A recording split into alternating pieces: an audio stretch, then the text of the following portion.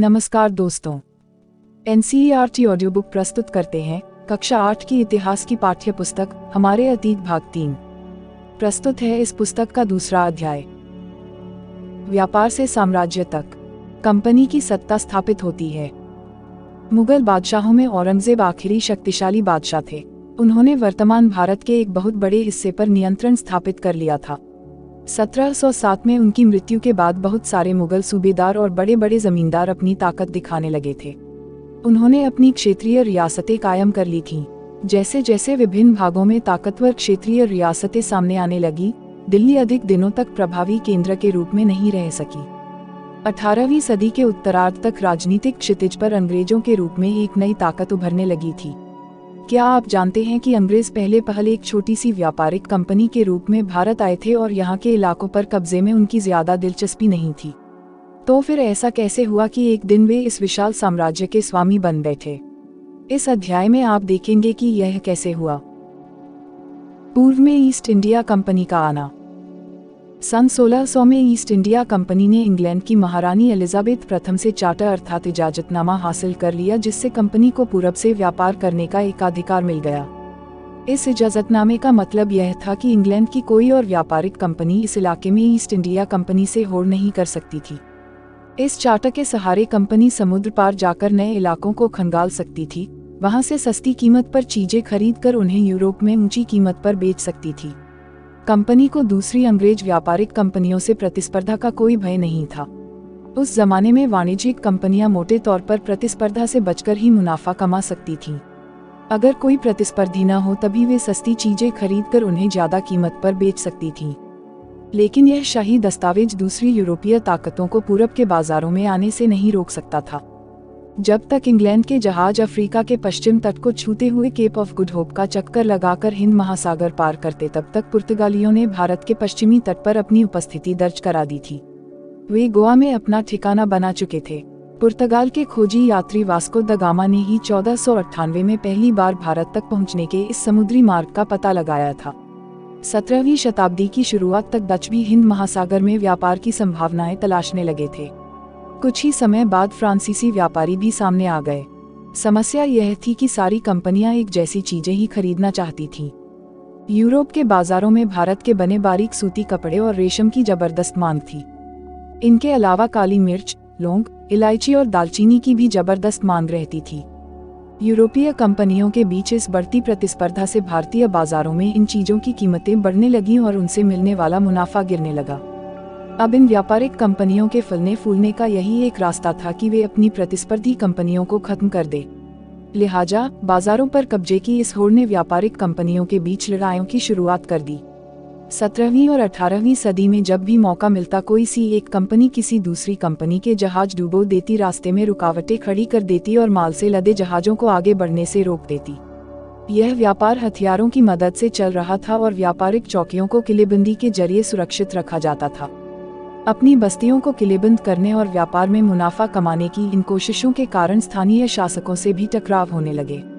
इस प्रकार व्यापार और राजनीति को एक दूसरे से अलग रखना कंपनी के लिए मुश्किल होता जा रहा था। आइए देखें कि यह कैसे हुआ। ईस्ट इंडिया कंपनी बंगाल में व्यापार शुरू करती है। पहली इंग्लिश फैक्ट्री 1651 में हुगली नदी के किनारे शुरू हुई। कंपनी के व्यापारी यहीं से अपना काम चलाते थे।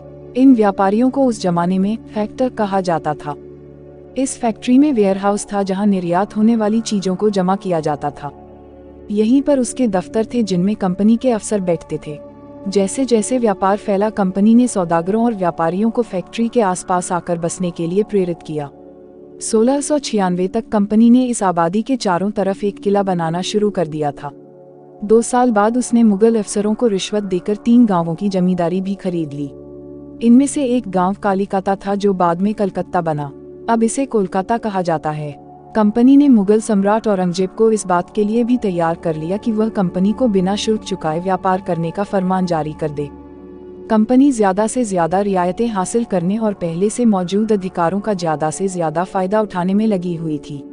उदाहरण के लिए, औरंगजेब के फरमान से केवल कंपनी को ही शुल्क मुक्त व्यापार का अधिकार मिला था। कंपनी के जो अफसर निजी तौर पर व्यापार चलाते, उन्हें यह छूट नहीं थी। लेकिन उन्होंने भी शुल्क चुकाने से इनकार कर दिया। इससे बंगाल में राजस्व वसूली बहुत कम हो गई। ऐसे में भला बंगाल के नवाब मुर्शिद कुली खान विरोध क्यों न करते। व्यापार से युद्धों तक। 18वीं सदी की शुरुआत में कंपनी और बंगाल के नवाबों का टकराव काफी बढ़ गया था। औरंगजेब की मृत्यु के बाद बंगाल के नवाब अपनी ताकत दिखाने लगे थे। उस समय दूसरी क्षेत्रीय ताकतों की स्थिति भी ऐसी ही थी। मुर्शिद कुली खान के बाद अली वर्दी खान और उसके बाद सिराजुद्दौला बंगाल के नवाब बने। ये सभी शक्तिशाली शासक थे। उन्होंने कंपनी को रियायतें देने से मना कर दिया, व्यापार का अधिकार देने के बदले कंपनी से नजराने मांगे, उसे सिक्के ढालने का अधिकार नहीं दिया और उसकी किलेबंदी को बढ़ाने से रोक दिया। कंपनी पर धोखाधड़ी का आरोप लगाते हुए उन्होंने दलील दी कि उसकी वजह से बंगाल सरकार की राजस्व वसूली कम होती जा रही है और नवाबों की ताकत कमजोर पड़ रही है। कंपनी टैक्स चुकाने को तैयार नहीं थी। उसके अफसरों ने अपमानजनक चिट्ठियां लिखी और नवाबों व उनके अधिकारियों को अपमानित करने का प्रयास किया। कंपनी का कहना था कि स्थानीय अधिकारियों की बेतुकी मांगों से कंपनी का व्यापार तबाह हो रहा है। व्यापार तभी फल फूल सकता है जब सरकार शुल्क हटा ले। कंपनी को इस बात का भी यकीन था कि अपना व्यापार फैलाने के लिए उसे अपनी आबादी बढ़ानी होगी, गांव खरीदने होंगे और किलों का पुनर्निर्माण करना होगा। ये टकराव दिनों दिन गंभीर होते गए। अंततः इन टकरावों की परिणति प्लासी के प्रसिद्ध युद्ध के रूप में हुई। प्लासी का युद्ध। 1756 में अली वर्दी खान की मृत्यु के बाद सिराजुद्दौला बंगाल के नवाब बने। कंपनी को सिराजुद्दौला की ताकत से काफी भय था। सिराजुद्दौला की जगह कंपनी एक ऐसा कठपुतली नवाब चाहती थी जो उसे व्यापारिक रियायतें और अन्य सुविधाएं आसानी से देने में आनाकानी न करे। कंपनी ने प्रयास किया कि सिराजुद्दौला के प्रतिद्वंद्वियों में से किसी को नवाब बना दिया जाए। कंपनी को कामयाबी नहीं मिली। जवाब में सिराजुद्दौला ने हुक्म दिया कि कंपनी उनके राज्य के राजनीतिक मामलों में टांग अड़ाना बंद कर दे, किलेबंदी रोके और बाकायदा राजस्व चुकाए। जब दोनों पक्ष पीछे हटने को तैयार नहीं हुए तो अपने 30,000 सिपाहियों के साथ नवाब ने कासिम बाजार में स्थित इंग्लिश फैक्ट्री पर हमला बोल दिया। नवाब की फौजों ने कंपनी के अफसरों को गिरफ्तार कर लिया, गोदाम पर ताला डाल दिया, अंग्रेजों के हथियार छीन लिए और अंग्रेज जहाजों को घेरे में ले लिया। इसके बाद नवाब ने कंपनी के कलकत्ता स्थित किले पर कब्जे के लिए उधर का रुख किया। कलकत्ता के हाथ से निकल जाने की खबर सुनने पर मद्रास में तैनात कंपनी के अफसरों ने भी रॉबर्ट क्लाइव के नेतृत्व में सेनाओं को रवाना कर दिया। इस सेना को नौसैनिक बेड़े की मदद भी मिल रही थी। इसके बाद नवाब के साथ लंबे समय तक सौदेबाजी चली। आखिरकार 1757 में रॉबर्ट क्लाइव ने प्लासी के मैदान में सिराजुद्दौला के खिलाफ कंपनी की सेना का नेतृत्व किया। नवाब सिराजुद्दौला की हार का एक बड़ा कारण उसके सेनापतियों में से एक सेनापति मीर जाफर की कारगुजारियां भी थीं। मीर जाफर की टुकड़ियों ने इस युद्ध में हिस्सा नहीं लिया। रॉबर्ट क्लाइव ने यह कहकर उसे अपने साथ मिला लिया था कि सिराजुद्दौला को हटाकर मीर जाफर को नवाब बना दिया जाएगा। प्लासी की जंग इसलिए महत्वपूर्ण मानी जाती है क्योंकि भारत में यह कंपनी की पहली बड़ी जीत थी। प्लासी की जंग के बाद सिराजुद्दौला को मार दिया गया और मीर जाफर नवाब बना। कंपनी अभी भी शासन की जिम्मेदारी संभालने को तैयार नहीं थी। उसका मूल उद्देश्य तो व्यापार को फैलाना था। अगर यह काम स्थानीय शासकों की मदद से बिना लड़ाई लड़े ही किया जा सकता था तो किसी राज्य को सीधे अपने कब्जे में लेने की क्या जरूरत थी। जल्दी ही कंपनी को एहसास होने लगा कि यह रास्ता भी आसान नहीं है। कठपुतली नवाब भी हमेशा कंपनी के इशारों पर नहीं चलते थे। आखिरकार उन्हें भी तो अपनी प्रजा की नज़र में सम्मान और संप्रभुता का दिखावा करना पड़ता था। तो फिर कंपनी क्या करती? जब मीर जाफर ने कंपनी का विरोध किया तो कंपनी ने उसे हटाकर मीर कासिम को नवाब बना दिया। जब मीर कासिम परेशान करने लगा तो बक्सर की लड़ाई 1764 में उसको भी हराना पड़ा। उसे बंगाल से बाहर कर दिया गया और मीर जाफर को दोबारा नवाब बनाया गया। अब नवाब को हर महीने 5 लाख रुपए कंपनी को चुकाने थे। कंपनी अपने सैनिक खर्चों से निपटने, व्यापारिक जरूरतों तथा अन्य खर्चों को पूरा करने के लिए और पैसा चाहती थी। कंपनी और ज्यादा इलाके तथा और ज्यादा कमाई चाहती थी। 1765 में जब मीर जाफर की मृत्यु हुई तब तक कंपनी के इरादे बदल चुके थे। कठपुतली नवाबों के साथ अपने खराब अनुभवों को देखते हुए क्लाइव ने ऐलान किया कि अब हमें खुद ही नवाब बनना पड़ेगा। आखिरकार 1765 में मुगल सम्राट ने कंपनी को ही बंगाल प्रांत का दीवान नियुक्त कर दिया। दीवानी मिलने के कारण कंपनी को बंगाल के विशाल राजस्व संसाधनों पर नियंत्रण मिल गया था। इस तरह कंपनी की एक पुरानी समस्या हल हो गई थी। 18वीं सदी की शुरुआत से ही भारत के साथ उसका व्यापार बढ़ता जा रहा था, लेकिन उसे भारत में ज्यादातर चीजें ब्रिटेन से लाए गए सोने और चांदी के बदले में खरीदनी पड़ती थीं। इसकी वजह ये थी कि उस समय ब्रिटेन के पास भारत में बेचने के लिए कोई चीज़ नहीं थी। प्लासी की जंग के बाद ब्रिटेन से सोने की निकासी कम होने लगी और बंगाल की दीवानी मिलने के बाद तो ब्रिटेन से सोना लाने की जरूरत ही नहीं रही। अब भारत से होने वाली आमदनी के सहारे ही कंपनी अपने खर्चे चला सकती थी। इस कमाई से कंपनी भारत में सूती और रेशमी कपड़ा खरीद सकती थी, अपनी फौजों को संभाल सकती थी और कलकत्ते में किलों और दफ्तरों के निर्माण की लागत उठा सकती थी। कंपनी के अफसर नवाब बन बैठे। नवाब बनने का क्या मतलब था? इसका एक मतलब तो यही था कि कंपनी के पास अब सत्ता और ताकत थी, लेकिन इसके कुछ और फायदे भी थे। कंपनी का हर कर्मचारी नवाबों की तरह जीने के ख्वाब देखने लगा था। प्लासी के युद्ध के बाद बंगाल के असली नवाबों को इस बात के लिए बाध्य कर दिया गया कि वे कंपनी के अफसरों को निजी तोहफे के तौर पर जमीन और बहुत सारा पैसा दें। खुद रॉबर्ट क्लाइव ने ही भारत में बेहिसाब दौलत जमा कर ली थी। 1743 में जब वह इंग्लैंड से मद्रास अब चेन्नई आया था तो उसकी उम्र 18 साल थी। 1767 में जब वह 2 बार गवर्नर बनने के बाद हमेशा के लिए भारत से रवाना हुआ तो यहाँ उसकी दौलत 4,01,102 पाउंड के बराबर थी। दिलचस्प बात यह है कि गवर्नर के अपने दूसरे कार्यकाल में उसे कंपनी के भीतर फैले भ्रष्टाचार को खत्म करने का काम सौंपा गया था, लेकिन 1772 में ब्रिटिश संसद में उसे खुद भ्रष्टाचार के आरोपों पर अपनी सफाई देनी पड़ी। सरकार को उसकी अकूत संपत्ति के स्रोत संदेहास्पद लग रहे थे। उसे भ्रष्टाचार आरोपों से बरी तो कर दिया गया, लेकिन 1774 में उसने आत्महत्या कर ली। कंपनी के सभी अफसर क्लाइव की तरह दौलत इकट्ठा नहीं कर पाए। बहुत सारी बीमारियों और लड़ाई के कारण कम उम्र में ही मौत का निवाला बन गए। इसके अलावा उन सभी को भ्रष्ट और बेईमान मानना भी सही नहीं होगा। उनमें से बहुत सारे अफसर साधारण परिवारों से आए थे।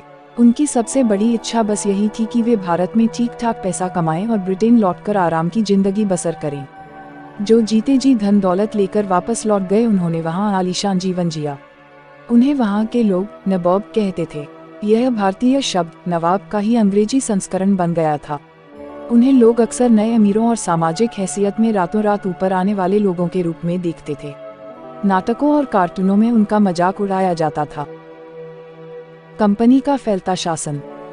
यदि हम 1757 से 1857 के बीच ईस्ट इंडिया कंपनी के द्वारा भारतीय राज्यों पर कब्जे की प्रक्रिया को देखें तो कुछ महत्वपूर्ण बातें सामने आती हैं। किसी अनजान इलाके में कंपनी ने सीधे सैनिक हमला प्रायः नहीं किया। उसने किसी भी भारतीय रियासत का अधिग्रहण करने से पहले विभिन्न राजनीतिक, आर्थिक और कूटनीतिक साधनों का इस्तेमाल किया। बक्सर की लड़ाई 1764 के बाद कंपनी ने भारतीय रियासतों में रेजिडेंट तैनात कर दिए। ये कंपनी के राजनीतिक या व्यावसायिक प्रतिनिधि होते थे। उनका काम कंपनी के हितों की रक्षा करना और उन्हें आगे बढ़ाना था। रेजिडेंट के माध्यम से कंपनी के अधिकारी भारतीय राज्यों के भीतरी मामलों में भी दखल देने लगे थे। अगला राजा कौन होगा, किस पद पर किसको बिठाया जाएगा, इस तरह की चीजें भी कंपनी के अफसर ही तय करना चाहते थे। कई बार कंपनी ने रियासतों पर सहायक संधि भी थोप दी। जो रियासत इस बंदोबस्त को मान लेती थी उसे अपनी स्वतंत्र सेनाएं रखने का अधिकार नहीं रहता था। उसे कंपनी की तरफ से सुरक्षा मिलती थी और सहायक सेना के रखरखाव के लिए वह कंपनी को पैसा देती थी। अगर भारतीय शासक रकम अदा करने में चूक जाते थे तो जुर्माने के तौर पर उनका इलाका कंपनी अपने कब्जे में ले लेती थी। उदाहरण के लिए, जब रिचर्ड वेलेस्ली गवर्नर जनरल 1798 से 1805 था, उस समय अवध के नवाब को 1801 में अपना आधा इलाका कंपनी को सौंपने के लिए मजबूर किया गया, क्योंकि नवाब सहायक सेना के लिए पैसा अदा करने में चूक गए थे। इसी आधार पर हैदराबाद के भी कई इलाके छीन लिए गए। टीपू सुल्तान शेर मैसूर। जब कंपनी को अपने राजनीतिक और आर्थिक हितों पर खतरा दिखाई दिया तो कंपनी ने प्रत्यक्ष सैनिक टकराव का रास्ता भी अपनाया। दक्षिण भारतीय राज्य मैसूर के उदाहरण से यह बात समझी जा सकती है। हैदर अली शासनकाल 1761 से 1782 और उनके विख्यात पुत्र टीपू सुल्तान शासनकाल 1782 से 1799 जैसे शक्तिशाली शासकों के नेतृत्व में मैसूर काफी ताकतवर हो चुका था। मालाबार तट पर होने वाला व्यापार मैसूर रियासत के नियंत्रण में था, जहां से कंपनी काली मिर्च और इलायची खरीदती थी। 1785 में टीपू सुल्तान ने अपनी रियासत में पड़ने वाले बंदरगाहों से चंदन की लकड़ी, काली मिर्च और इलायची का निर्यात रोक दिया। सुल्तान ने स्थानीय सौदागरों को भी कंपनी के साथ कारोबार करने से रोक दिया था। टीपू सुल्तान ने भारत में रहने वाले फ्रांसीसी व्यापारियों से घनिष्ठ संबंध विकसित किए और उनकी मदद से अपनी सेना का आधुनिकीकरण किया। सुल्तान के इन कदमों से अंग्रेज आग बबूला हो गए। उन्हें हैदर अली और टीपू सुल्तान बहुत महत्वाकांक्षी, घमंडी और खतरनाक दिखाई देते थे। अंग्रेजों को लगता था कि ऐसे राजाओं को नियंत्रित करना और कुचलना जरूरी है। फलस्वरूप मैसूर के साथ अंग्रेजों की 4 बार जंग हुई, 1767 से 69, 1780 से 84, 1790 से 92 और 1799। श्रीरंगपट्टम की आखिरी जंग में कंपनी को सफलता मिली। अपनी राजधानी की रक्षा करते हुए टीपू सुल्तान मारे गए और मैसूर का राजकाज पुराने वोडियार राजवंश के हाथों में सौंप दिया गया। इसके साथ ही मैसूर पर भी सहायक संधि थोप दी गई। मराठों से लड़ाई। 18वीं शताब्दी के आखिर से कंपनी मराठों की ताकत को भी काबू और खत्म करने के बारे में सोचने लगी थी। 1761 में पानीपत की तीसरी लड़ाई में हार के बाद दिल्ली से देश का शासन चलाने का मराठों का सपना चूर चूर हो गया। उन्हें कई राज्यों में बांट दिया गया। इन राज्यों की बागडोर सिंधिया, होलकर, गायकवाड़ और भोंसले जैसे अलग अलग राजवंशों के हाथों में थी। ये सारे सरदार एक पेशवा सर्वोच्च मंत्री के अंतर्गत एक कन्फेडरेसी राज्यमंडल के सदस्य थे। पेशवा इस राज्यमंडल का सैनिक और प्रशासकीय प्रमुख होता था और पुणे में रहता था। महादजी सिंधिया और नाना फडणीस 18वीं सदी के आखिर के 2 प्रसिद्ध मराठा योद्धा और राजनीतिज्ञ थे। एक के बाद एक कई युद्धों में कंपनी ने मराठों को घुटने टेकने पर मजबूर कर दिया। पहला युद्ध 1782 में सालबाई संधि के साथ खत्म हुआ, जिसमें कोई पक्ष नहीं जीत पाया। दूसरा अंग्रेज मराठा युद्ध 1803 से 5 कई मोर्चों पर लड़ा गया। इसका नतीजा यह हुआ कि उड़ीसा और यमुना के उत्तर में स्थित आगरा व दिल्ली सहित कई भूभाग अंग्रेजों के कब्जे में आ गए। अंततः 1817 से 19 के तीसरे अंग्रेज मराठा युद्ध में मराठों की ताकत को पूरी तरह कुचल दिया गया। पेशवा को पुणे से हटाकर कानपुर के पास बिटूर में पेंशन पर भेज दिया गया। अब विंध्य के दक्षिण में स्थित पूरे भूभाग पर कंपनी का नियंत्रण हो चुका था। सर्वोच्चता का दावा। उपरोक्त विवरण से स्पष्ट है कि 19वीं सदी की शुरुआत से कंपनी क्षेत्रीय विस्तार की आक्रामक नीति पर चल रही थी। लॉर्ड हेस्टिंग्स 1813 से 1823 तक गवर्नर जनरल के नेतृत्व में सर्वोच्चता की एक नई नीति शुरू की गई। कंपनी का दावा था कि उसकी सत्ता सर्वोच्च है, इसलिए वह भारतीय राज्यों से ऊपर है। अपने हितों की रक्षा के लिए वह भारतीय रियासतों का अधिग्रहण करने या उनको अधिग्रहण की धमकी देने का अधिकार अपने पास मानती थी। यह सोच बाद में भी अंग्रेजों की नीतियों में दिखाई देती रही, लेकिन यह प्रक्रिया बेरोक-टोक नहीं चली।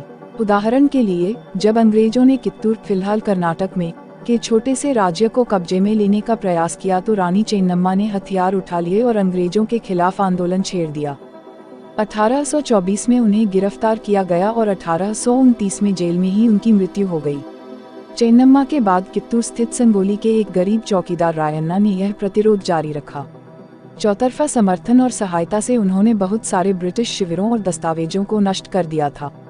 आखिरकार उन्हें भी अंग्रेजों ने पकड़कर 1830 में फांसी पर लटका दिया। प्रतिरोध के ऐसे कई दूसरे उदाहरण आप इस किताब में आगे पढ़ेंगे। 1830 के दशक के अंत में ईस्ट इंडिया कंपनी रूस के प्रभाव से बहुत डरी हुई थी। कंपनी को भय था कि कहीं रूस का प्रभाव पूरे एशिया में फैलकर उत्तर पश्चिम से भारत को भी अपनी चपेट में न ले ले। इसी डर के चलते अंग्रेज अब उत्तर पश्चिमी भारत पर भी अपना नियंत्रण स्थापित करना चाहते थे। उन्होंने 1838 से 1842 के बीच अफगानिस्तान के साथ एक लंबी लड़ाई लड़ी और वहां अप्रत्यक्ष कंपनी शासन स्थापित कर लिया। 1843 में सिंध भी कब्जे में आ गया। इसके बाद पंजाब की बारी थी। यहाँ महाराजा रणजीत सिंह ने कंपनी की दाल नहीं गलने दी। 1839 में उनकी मृत्यु के बाद इस रियासत के साथ 2 लंबी लड़ाइयाँ हुई और आखिरकार 1849 में अंग्रेजों ने पंजाब का भी अधिग्रहण कर लिया। विलय नीति। अधिग्रहण की आखिरी लहर 1848 से 1856 के बीच गवर्नर जनरल बने लॉर्ड डलहौजी के शासनकाल में चली।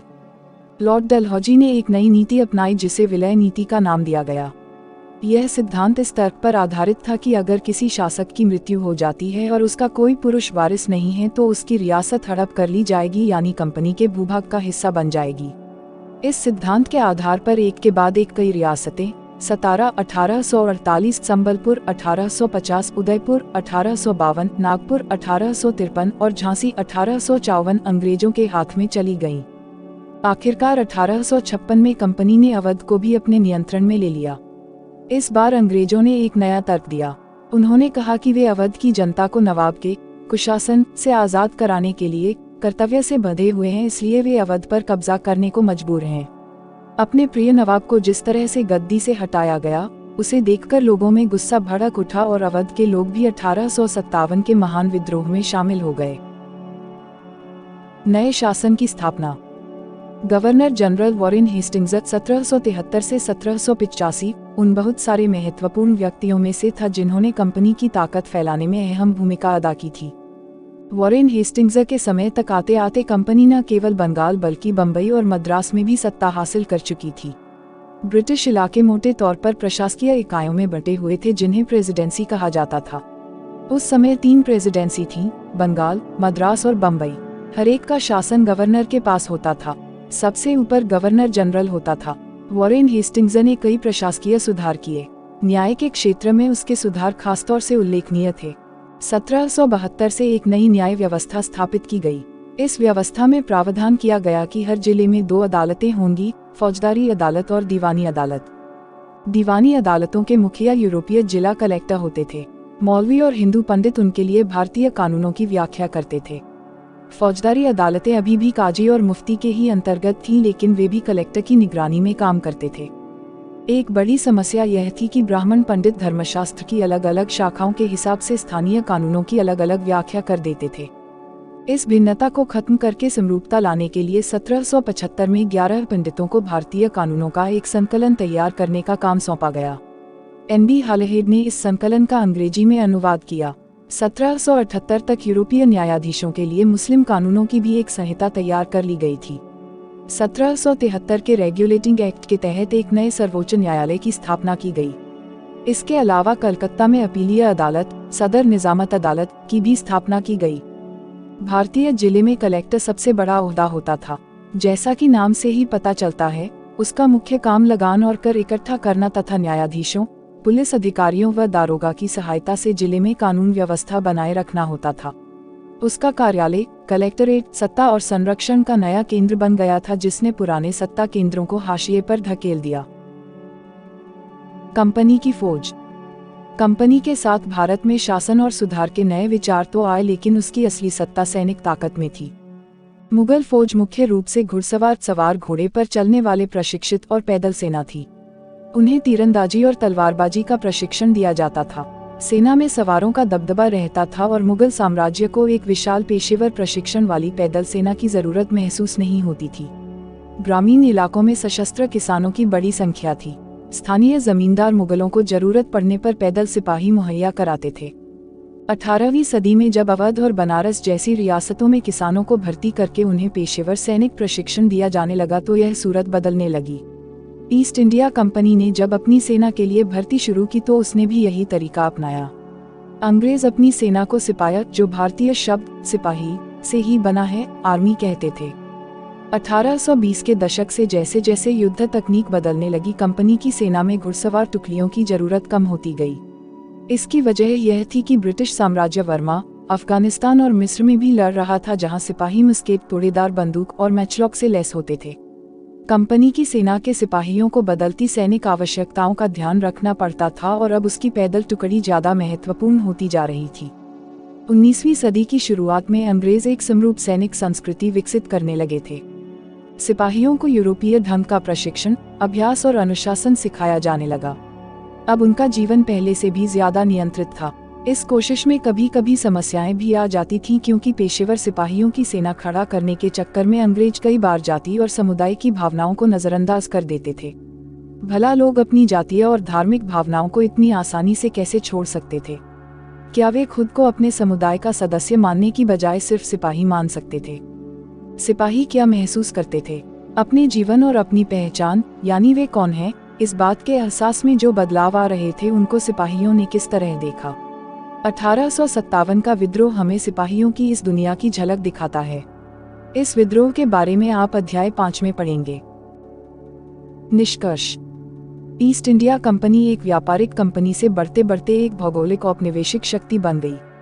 19वीं सदी की शुरुआत में नई भाप तकनीक के आने से यह प्रक्रिया और तेज हुई। तब तक समुद्र मार्ग से भारत पहुंचने में 6 से 8 माह का समय लग जाता था। भाप से चलने वाले जहाजों ने यह यात्रा 3 हफ्तों में समेट दी। इसके बाद तो ज्यादा से ज्यादा अंग्रेज और उनके परिवार भारत जैसे दूर देश में आने लगे। 1857 तक भारतीय उपमहाद्वीप के 63% भूभाग और 78% आबादी पर कंपनी का सीधा शासन स्थापित हो चुका था। देश के शेष भूभाग और आबादी पर कंपनी का अप्रत्यक्ष प्रभाव था। इस प्रकार व्यवहारिक स्तर पर ईस्ट इंडिया कंपनी पूरे भारत को अपने नियंत्रण में ले चुकी थी। हमारी पाठ्य पुस्तक का दूसरा अध्याय यहाँ समाप्त होता है। आपसे अनुरोध है कि इस ऑडियो बुक को ज्यादा से ज्यादा शेयर करें। इस ऑडियो बुक से संबंधित यदि कोई शिकायत या सुझाव हो तो आप हमें कमेंट बॉक्स में जरूर लिखें। आपकी प्रतिक्रिया हमारे लिए अति महत्वपूर्ण है ताकि हम आपके लिए इस ऑडियो बुक को और भी बेहतर बना सकें। अब हम आपसे मिलेंगे इसी पाठ्यपुस्तक के अगले अध्याय में। तब तक के लिए खुश रहिए, मस्त रहिए और खूब मन लगाकर पढ़ाई कीजिए। जय हिंद, जय भारत।